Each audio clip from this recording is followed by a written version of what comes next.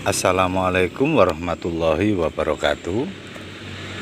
Hari ini saya ingin membahas tentang kompos ya. Kompos. Ini terong saya ini pupuknya hanya kompos dan lindi super. Hanya kompos dan lindi super saja. Ini buahnya tidak mau berhenti. Ini sudah berbuah kelima kalinya ini ya, padahal pohonnya masih baru sebegini. Ini kita bisa bayangkan kalau kompos ini kita aplikasikan ke lahan atau ke media tanah ya, ke lahan, tentu akan sangat maksimal ya, jauh lebih bagus. Kenapa kompos ini saya bilang bagus?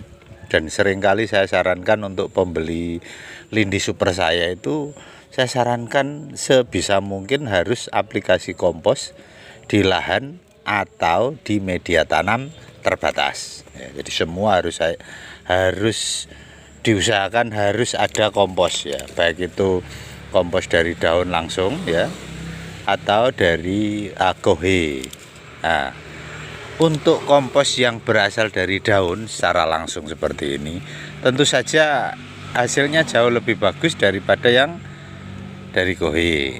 Kenapa demikian? Karena kalau dari kohe itu kan nutrisinya diserap dulu sama hewan, tapi bonusnya dapat mikroba sama materialnya sudah digiling sama usus hewan seperti ayam atau kambing atau sapi, itu tidak utuh seperti ini ya. Nah, ini masih ada yang utuh. Ini tiap kali daun-daun dari tanaman itu saya masukkan langsung ke sini, jadi tidak dibakar, tidak dibuang.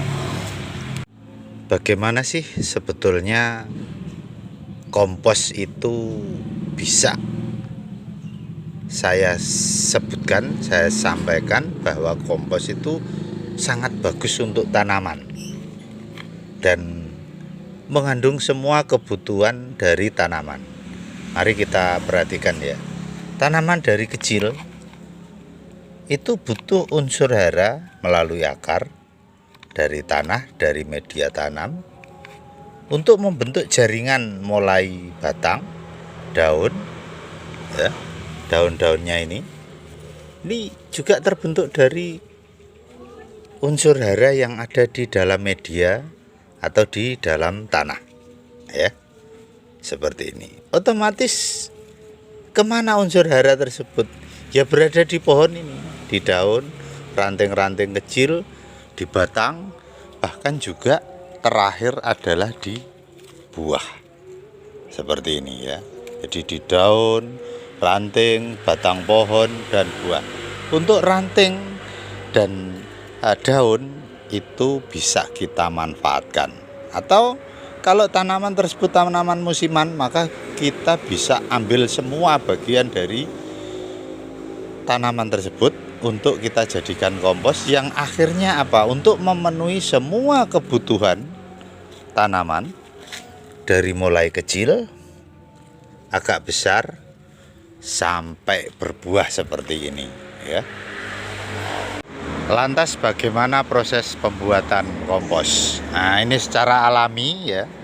Secara alami kalau kita tumpuk begini nanti lama-lama juga akan menjadi kompos.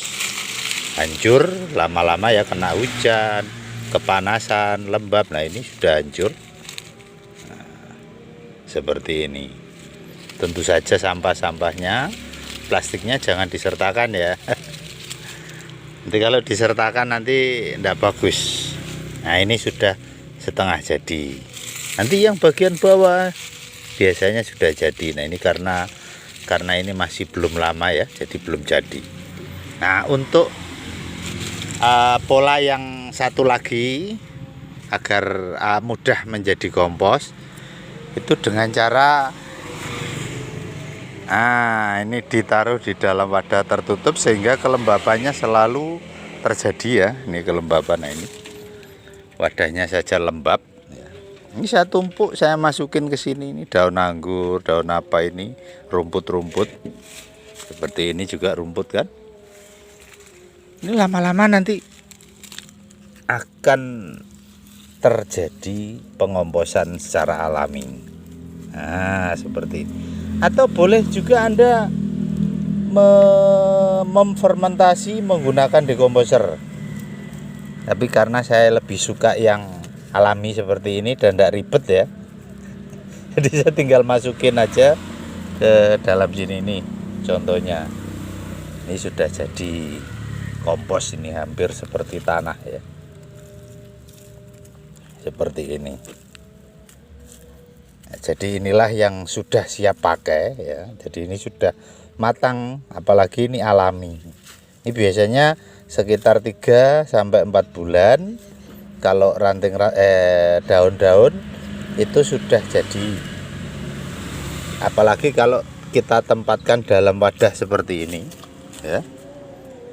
Kemudian wadahnya bebas ya, terserah Anda mau drum besi, kalau bisa malah bukan drum besi ya, drum plastik, atau Anda membuat bangunan tersendiri ya yang bisa mengatur kelembapan agar bisa jadi. Kemudian kita aplikasikan dekomposer ya, dekomposer sebisa mungkin yang tidak asam ya, itu akan lebih mudah dan cepat,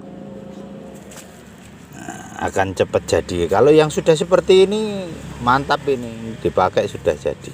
Ini kebetulan karena kebutuhan saya tidak banyak ya, jadi secara alami seperti ini, sama saya masukkan dalam drum supaya cepat jadi. Kalau yang seperti ini sudah mantap sekali, ini sudah siap kita aplikasikan ke media atau ke lahan. Dari tumpukan daun-daun seperti ini ya, ini kebetulan ada seorang teman yang di Kendal ya, kebetulan beliau memproduksi minyak astiri ya, yang berasal dari daun apa ya, itu beliau ampas daun tersebut ya, dikumpulkan itu berton-ton ya, puluhan ton. Siapa tahu nanti ada teman-teman yang kepingin bekerja sama untuk memasarkan komposnya, punya Bapak Joko Wiyanto ya, silahkan nanti menghubungi, akan saya cantumkan di bagian deskripsi nomor HP beliau ya, di seputar Kendal Selatan ya, di seputar Kendal Selatan. Siapa tahu nanti ada teman-teman yang aktivis perkomposan ya, silahkan menghubungi beliau. Berikut ini saya cantumkan video beliau, jadi nanti Anda bisa memikirkan bagaimana supaya bisa mengekonomiskan hal tersebut, atau barangkali yang butuh untuk digunakan di lahan juga bisa langsung menghubungi beliau. Nah itu, dan sampah sekian banyak itu menggunung itu, dan dilihat itu coba, sampah menggunung. Ini yang apa, udah dilihat semua tuh, sampai banyak sekali. Nah, itu. Nah, sekarang yang sudah lama sudah menjadi tanah itu di sini banyak sekali. Nah, ini kan sudah menjadi tanah, ini sampai rumput-rumput kan menjadi subur. Lah kita coba menanam terong, kita ambil seperti tanah di sini yang dari daun pala itu yang sudah lapuk, itu kita sudah jadi tanaman kayak gini. Ini saya kasih campuran tanah, hasilnya kayak gini. Berarti ini kan kalau misalnya kita bisa mengolah, mungkin bisa laku ya, daripada kita cuma di penyulingan batinya, bati sampah tok itu. Nah, ini bagus kan pohonnya, ini rumput-rumput aja bisa subur, tanaman pisang juga bisa subur. Itu berapa ton aja tuh limbah itu. itu kata orang katanya bisa untuk pupuk kalau pandai mengolahnya. Ya Dan, udah sore Dan, kita pulang Dan. Kita kan Dan bikin penyulingan, tapi penyulingan itu ya kadang-kadang minyaknya nggak payu, kadang-kadang harganya murah. Ya kita sok jatuh bangun Dan.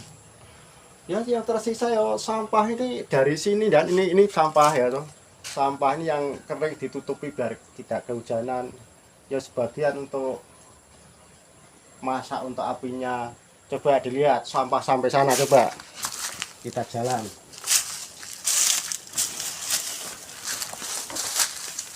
Ini sampah ini belum.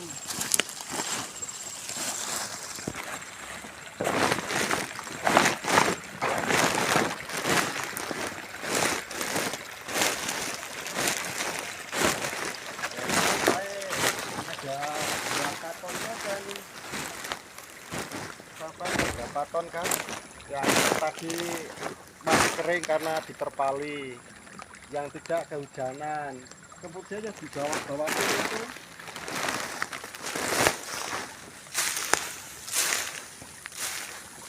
di bawah sini ini sudah gini, sudah menjadi tanah ini loh, apalagi yang dalam sudah menjadi tanah. Nah kita coba itu untuk menanam pohon yang sudah jadi tanah itu, untuk tanaman sayur. Ini contohnya kan gemuk ini, paling ini cuma tanah yang sudah itu hasil lapuk dari limbah daun itu, kita tambah tanah sedikit atau kita oplos dengan tanah, jadi subur sekali. Lalu rumput-rumput di sekitar aja itu sangat subur sekali kok. Lah kita yang repot kan masalah sampah ini. Kalau mungkin bisa ada yang mengolah kemudian bisa menjadi uang, ya paling ini sisa kita bikin penyulingan atsiri itu yang jatuh bangun adanya, dipermainkan atau memang gimana ya, memang seperti itu dunia atsiri. Jadi harapan saya ini bisa kita kemas misalnya, ya cuma kita ini punyanya limbah-limbah ini yang kita coba untuk tanaman, sangat bagus sekali ini. Dah. Nah, itulah seputar kompos dan manfaat kompos yang bisa saya sampaikan. Kemudian ada video tambahan dari Pak Joko Wianto tadi. Silahkan nanti teman-teman yang tertarik ingin bekerja sama atau membeli kompos daun dari beliau, langsung silahkan Anda menghubungi beliau sendiri ya, jangan dari saya. Langsung saja ke beliau ya. Ini mudah-mudahan bisa bermanfaat. Akhir kata, wassalam warahmatullahi wabarakatuh.